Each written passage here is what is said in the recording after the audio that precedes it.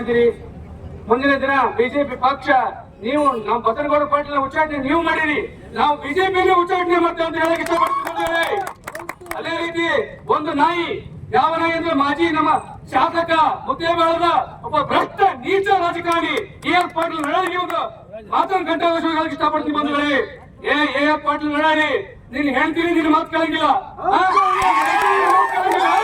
ನೀನು ಬಸನಗೌಡ ಪಾಟೀಲ್ ಬಗ್ಗೆ ಮಾತಾಡ್ತಿ, ನೀ ಇಳಿ ಈ ದೇವರಿಪುರಿ ಮತಕ್ಷೇತ್ರದಾಗ 10 ವರ್ಷ ಯಾವ ಫ್ಯಾಕ್ಟರಿ ಕಟ್ಟಿ, ಯಾವ ಇದು ಕಟ್ಟಿ, ಎಲ್ಲ ಕ್ಷೇತ್ರ ಜನರಿಗೆ ಗೊತ್ತದ.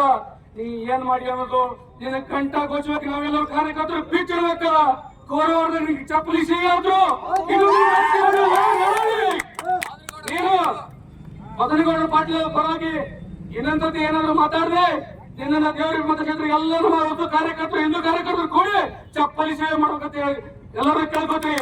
ನೀನು ದೇವ್ರಿಗೆ ಮತಕ್ಷೇತ್ರಕ್ಕೆ ಇನ್ನೊಂದ್ಸತಿ ಕಾಲಿಡ್ಬೇಕಂದ್ರ ಹಿಂದೂ ಕಾರ್ಯಕರ್ತರ ಬಗ್ಗೆ ಮಾತಾಡ್ರೆ, ನಮ್ಮ ಹುಲಿ ಬಸನಗೌಡ ಪಾಟೀಲ್ ಅವ್ರಿಗೆ ಮಾತಾಡಿದ್ರೆ ನಿನಗೆ ಚಪ್ಪಲಿ ಸೇವೆ ನಿಮ್ಮ ಮನೆಗೆ ಬಂದೇ ಮಾಡ್ತೇವೆ ಅಂತ ಹೇಳಕ್ ಗಂಟೆ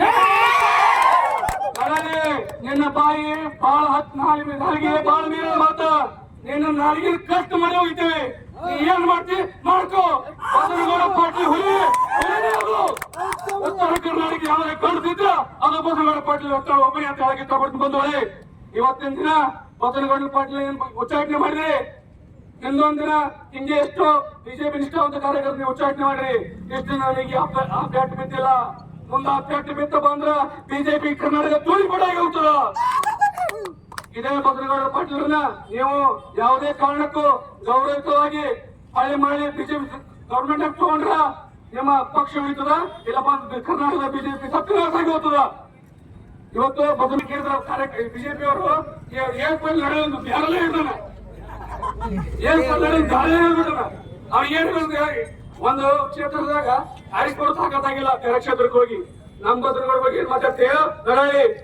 ಇವತ್ತ ಬಸನಗೌಡ ಪಾಟೀಲ್ ಪರವಾಗಿ ಎಲ್ಲ ಬಂದಂತ ಕಾರ್ಯಕರ್ತರಿಗೆ ನಾನು ಅಭಿನಂದನೆ ಸಲ್ಲಿಸುತ್ತಾ ನನ್ನ 2 ಮಾತುಗಳನ್ನು ಮುಗಿಸ್ತೀನಿ.